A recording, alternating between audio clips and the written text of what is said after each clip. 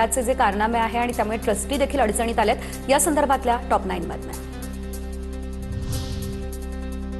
घडलेला प्रकार अत्यंत गंभीर। भोंदू खरातने अनेक महिलांसोबत दुष्कृत्य केल्याचं समोर आलं। या संदर्भात चौकशी सुरू, कुणालाही सोडणार नाही। विधानसभेत मुख्यमंत्री फडणवीसांची ही माहिती। आपल्या तथाकथित शक्तींचा उपयोग करून, दुरुपयोग करून आणि दिशाभूल करून अनेक महिला ज्या आहेत यांच्यासोबत गैरव्यवहार, दुष्कृत्य केल्याचं समोर येत आहे। त्यामुळे या संदर्भात पूर्णपणे कारवाई आपण करतो। खरात प्रकरणातले हिडेस तपशील वाचून गरगरल्यासारखं झालंय। भोंदूबाबा खरात प्रकरणावर राज ठाकरेंचे सोशल मीडियावर पहिली पोस्ट। खरात सारखा नीच माणूस राजकारण्यांच्या आशीर्वादानं धुमाकूळ घालतो। कठोर शिक्षा होईपर्यंत प्रकरण शांत होऊ देऊ नका, राज ठाकरेंचं माध्यमांना हे आवाहन। नाशिकमध्ये खरातच्या कार्यालयाच्या क्राईम ब्रांचकडून तपासणी। कॅनडा कॉर्नर परिसरातील ओकस कार्यालयाची तपासणी। पीडित महिलांसमोर पोलिसांकडून गुन्ह्याचा पंचनामा। खरातला पाणी दिल्याचे प्रश्न म्हणजे थोतांड। सातत्यानं भोंदू खरातकडे जाणाऱ्या मंत्र्यांबाबत तुमची भूमिका काय? मुख्यमंत्र्यांनी करावं स्पष्ट। संजय राऊतांचं हे आवाहन। सत्ता आणि मतं मिळवण्यासाठी असंख्य बुवा राजकारणात। उद्या खरातलाही शुद्ध करून भाजपमध्ये घेतील संजय राऊतांचा सत्ताधाऱ्यांवर हा निशाणा। हे अत्यंत थोतांडी प्रश्न आहे। तुमच्या मंत्रिमंडळातले कोणते मंत्री सातत्यानं त्या खरात बाबांकडे जात होते, त्यांना सर्व गुन्ह्यांची कल्पना होती, त्यांच्याविषयी तुमची भूमिका काय आहे? भोंदू खरात आणि पोपटराव पवारांच्या व्हायरल व्हिडिओनंतर पोपटराव पवारांचा खुलासा। हिवरे बाजारातील मंदिराच्या जीर्णोद्धाराचं काम हाती घेतलं। त्याच कामगारांनी खरातच्या मंदिराचं काम केलं। त्यानंतर कुठलाही संबंध आलेला नाही। पोपटराव पवार यांचं हे स्पष्टीकरण। खरातांच्या ईशान्येश्वर मंदिराचं काम केलं होतं, त्यामुळे तो संपर्क आलेला होता। त्यानंतर आमचा कुठलाही संबंध फक्त मंदिराच्या दृष्टीने आलेला होता। यानंतर अशी भोंदूगिरी किंवा या सगळ्या कुठल्याही प्रकरणामध्ये आमचा दुरान्वयी संबंध नाही। भोंदूबाबा खरातला भेटलेल्यांनी HIV टेस्ट करावी। भोंदूबाबाला साथ देणाऱ्या मंत्र्यांचे राजीनामे घ्यावे। शिवाय भोंदूबाबाला जे कोणी भेटलेत त्यांचा CDR तपासायला हवा। विजय वडेट्टीवार यांची ही मागणी। हा नाशिकचा पाणीच दिलेल्याचा विषय आहे। कोणतं पाणी तेही सांगतो ना। आता त्याचे सगळे जे भेटलेत ना, जे भेटले त्याची HIV टेस्ट पण करून घ्यावी लागेल आपल्याला। जेवढे भेटलेत ना त्या भोंदूबाबाला सगळ्याची HIV टेस्ट गव्हर्नमेंटनीच करून घेतली पाहिजे, नाही तर संसर्गजन्य रोग होईल, सगळेच मरतील। भोंदूबाबाने गरिबांच्या जमिनी लाटल्यात। आमच्यावरती पाणी दिल्याचे काहींनी आरोप केले, मात्र पाणी कुणाच्या दबावामुळे दिलं याची देखील चौकशी करा। ठाकरेंच्या सेनेचे अनिल परब यांची सभागृहात ही मागणी। खरात प्रकरणानंतर अन्नीसच्या मुक्ता दाभोळकर पोलीस महासंचालकांची भेट घेणार। खरात प्रकरणामध्ये जादूटोणा करणाऱ्यांवर कारवाईची देखील मागणी। जादूटोणा प्रतिबंधात्मक कायद्यातील नियमांची अंमलबजावणी होत नाही असं निवेदन देणार असल्याची देखील माहिती। भोंदूबाबा खरातचा हात छाटणाऱ्याला 1 लाखांचं बक्षीस जाहीर। गनिमी कावा संघटनेने बक्षीस जाहीर केलं। पुण्यात गनिमी कावा संघटनेचं आंदोलन।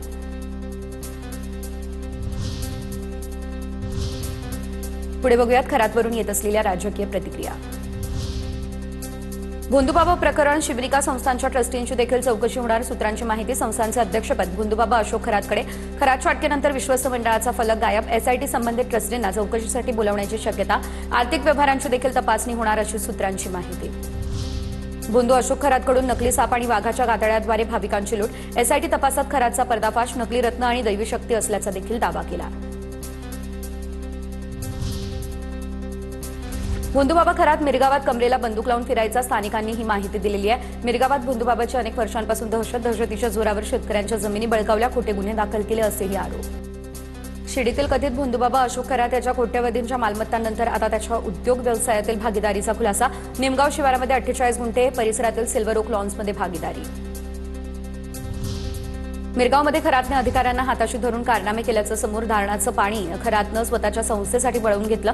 मिरगावमध्ये शिवनिका संस्थांलगत गोदावरीच्या कालव्यावरती त्यानं थेट बंधारा बांधला।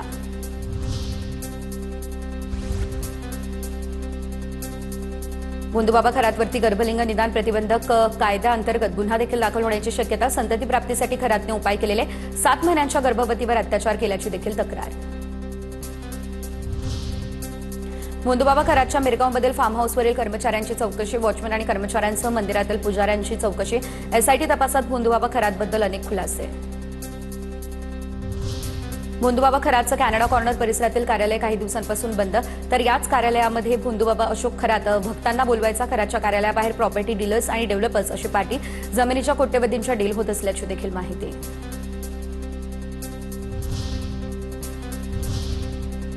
साताऱ्यामधल्या झेडपीमध्ये जो वाद झाला त्यामुळे युतीमध्ये तणावाचं वातावरण आहे. नेमकं घडलं काय होतं, प्रकरण काय, सविस्तर बघूयात.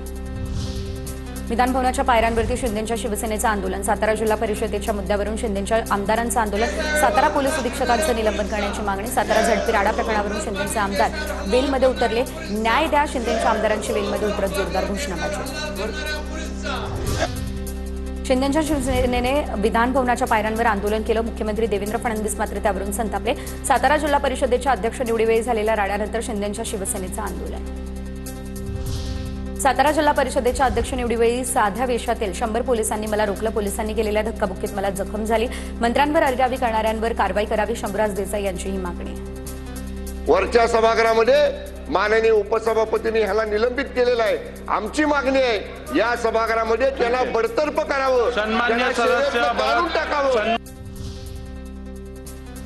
मतदानापासून सदस्यांना रोखणं हा लोकशाहीचा खून. आरोपीला पकडावं तसे पोलीस मंत्र्यांना पकडून घेऊन गेले. सातारा झडपी वाद प्रकरणावर उपमुख्यमंत्री शिंदेंचं सभागृहात खडेबोल.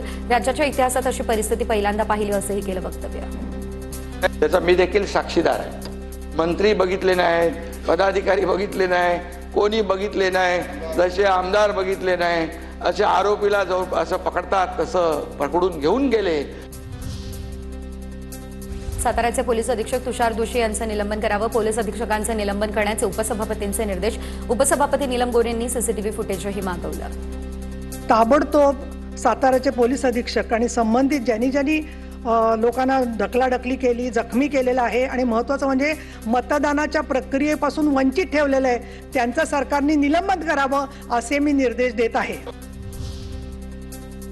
संपूर्ण प्रकरणाची योग्य ती चौकशी केली जाईल आणि त्या आधारे कारवाई देखील होणार. मुख्यमंत्री देवेंद्र फडणवीस यांचं विधानसभेत हे आश्वासन. या संपूर्ण प्रकरणाची योग्य ती चौकशी केली जाईल आणि चौकशीच्या मध्ये जे काही निष्पन्न होईल त्यानुसार त्याच्यावर कारवाई केली जाईल. उपसभापती नीलम गोरेंना पदावरून दूर करा. ठाकरेंच्या सेनेचं सभापतींना हे पत्र. उद्या विधान परिषदेमध्ये या सगळ्या संदर्भात ठाकरेंच्या शिवसेनेकडून प्रस्तावही मांडला जाणार. सूत्रांची माहिती. सातारा प्रकरणातील उपसभापती नीलम गोरे यांच्या निर्णयामुळे ठाकरेंच्या सेनेकडून ही मागणी. साताऱ्यातील प्रकरणावरून भाजपला दोष देण्याचं काय कारण? पोलीस अधीक्षकांच्या निलंबनाला स्थगिती द्या, जयकुमार गोरेंची मागणी. तर शंभूराज देसाई किंवा कुणीही भाजपचं नाव घेतलेलं नाही. उदय सामंत यांचं हे स्पष्टीकरण समोर. सभापती महोदय, या एसपीचं जे आपण निलंबन केलंय त्याला तातडीनं स्थगिती देण्याची आवश्यकता आहे. 2 सदस्यांना जे निवडणुकीपासून मतदानापासून वंचित ठेवलं त्याचं काय, आणि त्याचा निर्णय झालेला आहे. आणि म्हणून भारतीय जनता पार्टीचा कुठचाही उल्लेख या सभागृहामध्ये झालेला नाही हे मला आवर्जून या ठिकाणी सांगायचं आहे. माझं अपहरण झालं ही खोटी तक्रार आहे. बापू शिंदेंचं वक्तव्य. तर मला मतदानापासून दूर ठेवण्याचं पोलिसांचं षडयंत्र. माझं अपहरण झालं नाही याची क्लिप मी एसपींना पाठवली होती. बापू शिंदेंचं हे स्पष्टीकरण समोर. तो माझ्या बाबतीत जे अपहरण झाल्याचा जो गुन्हा दाखल झालेला होता तो खोटा आहे. कुठे गुन्हे दाखल करून आमचे जे सदस्य त्यांना मतदानाला वंचित ठेवणे हाच एकमेव त्यांचा उद्देश. तर साताऱ्याच्या प्रकरणावरून जे राजकीय घमासान सुरू आहे त्या संदर्भातल्या टॉप 9 बातमी. भाजपच्या नेत्यांसोबत मुख्यमंत्री देवेंद्र फडणवीस यांची चर्चा. सातारा झेडपी विषयावरती कोणतीच तडजोड नाही. भाजपची भूमिका. सातारा एसपी निलंबनाबाबत सभापतींसोबत करणार चर्चा अशी देखील माहिती. शिंदेंसोबतच्या बैठकीत शिवसेनेचे आमदार मंत्री आक्रमक. सातारा एसपींचं निलंबन नको तर बडतर्फ करा. शिंदेंसमोर आमदारांची मागणी. विधानभवनाच्या दालनामध्ये शिंदेंची आपल्या आमदारांसोबत चर्चा. गद्दारांनी आम्हाला शिकवू नये, आम्ही कायम निष्ठावंत. आमदार शशिकांत शिंदेंची आमदार महेश शिंदेंवर बोचरी टीका. शशिकांत शिंदे मिठाचा खडा, त्यांच्यामुळे राष्ट्रवादी फुटली. आमदार महेश शिंदेंची शशिकांत शिंदे यांच्यावर टीका. गद्दारांनी आम्हाला सांगू नये, आम्ही निष्ठावंत आहोत. शरद पवारांच्यावर असली निष्ठा ही आजही अनेक आमिषे येताना सुद्धा आम्ही कायम ठेवली. परंतु आज तुम्ही जिंकला हे कपटकार असतो तो जिंकलेला. त्यामुळे असो, सातारची जनता आहे, ही सुज्ञ जनता आहे. महायुतीचं असंच आहे, पण त्याच्यात एक त्यांचं चुकलं. ते मिठाचा खडा काय टाकून घेतला हे आम्हाला कळलं नाही. त्यामुळे त्यांचे 5 सदस्य फुटले. जर तिथं जर ते मिठाचा खरा म्हणजे शशिकांत शिंदे जर आले नसते महाविकास आघाडीचा, तर मग मात्र त्यांचे जे 5 सदस्य जे राष्ट्रवादीचे आमच्याकडे आले ते आले नसते. सातारा प्रकरणात पोलिसांना विनाकारण घुसवणं चुकीचं, शिवसेनेचे आमदार महेश शिंदे यांची शंभूराज देसाईंविरोधात भूमिका. पालकमंत्र्यांनी कशाला एवढा दंगा करायला हवा असाही सवाल.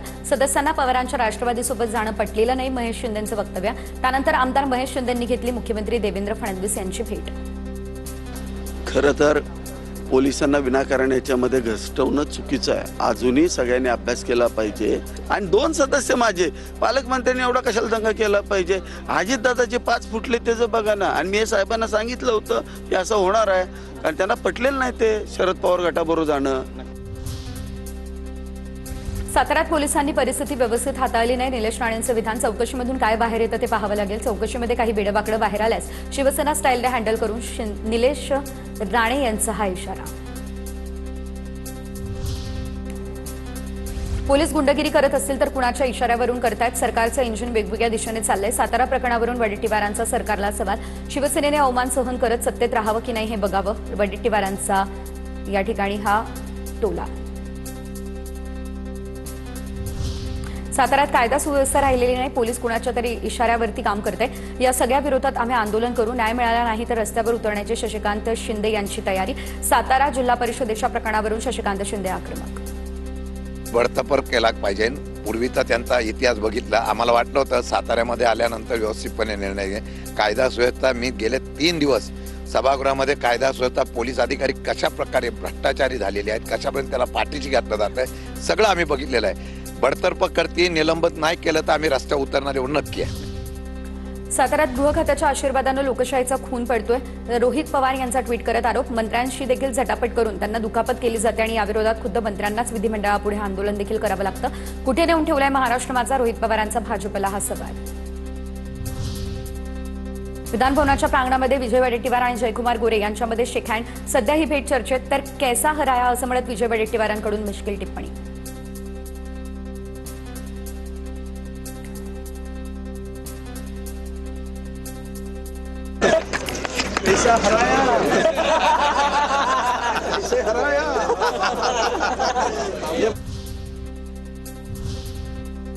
सध्या देशात इंधनाचा तुटवडा आहे की नाही या संदर्भातल्या महत्त्वाच्या अपडेट्स.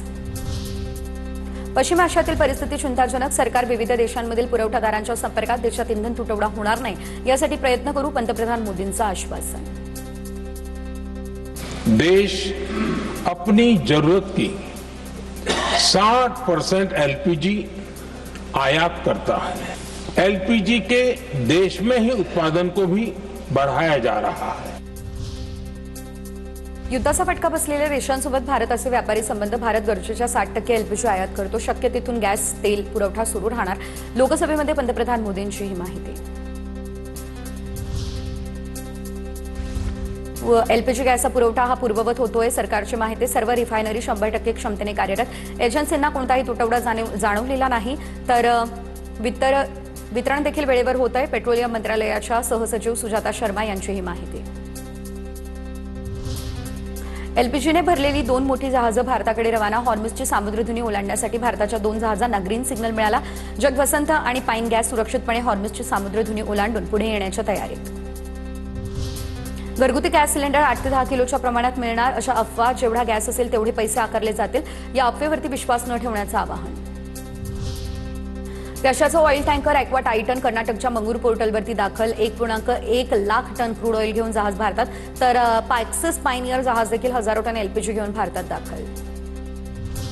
भंडाऱ्याच्या पालांदूरमध्ये पोलीस बंदोबस्तात सिलेंडरचं वितरण. तब्बल 3 दिवसांनंतर 144 सिलेंडर्सची आवक. मच्छीमारांना किरकोळ दरात डिझेल पुरवठा करायला हवा. मच्छीमार सहकारी संस्थांचे पुनर्वर्गीकरण करा. मत्स्य विकास मंत्री नितेश राणे यांचं केंद्रीय मंत्री राजीव रंजन सिंह यांना पत्र. महाराष्ट्रात एलपीजी दुप्पट दराने दिले जात आहे. महाराष्ट्रात परिस्थिती अत्यंत गंभीर. खासदार सुप्रिया सुळेंची लोकसभेत माहिती. अनेक हॉटेल्स खानावळी बंद. पोळी भाजी केंद्र बंद. सर्वपक्षीय बैठक बोलावण्याची देखील मागणी.